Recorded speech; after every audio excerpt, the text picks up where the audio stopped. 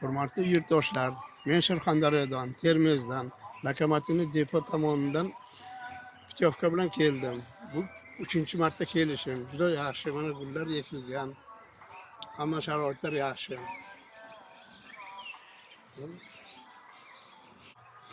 Hurmatli yurtdoshlar, men Farg'ona viloyati, Farg'ona tumani Chimyon qishlog'idan o'qituvchiman. 12-maktabda ishlayman.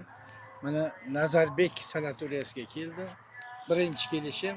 Bu yerda sharoitlar juda yaxshi, ovqatlari parhez, ayniqsa madaniy suvlari bor ekan, bu dardlarga davodir.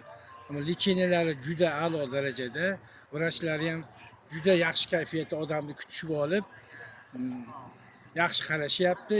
Ayniqsa menga yoqqan joyi obodonlashtirishi, ko'kalamzorlashtirishi, gullarni ekilishi, tepadagi parnilari, archani ko'pligi odamni quvontiradi. Men hammalaringni mana shu sanatoriyaga kelib dam olishlaringni taklif qilaman. Sog' bo'linglar, salomat bo'ling.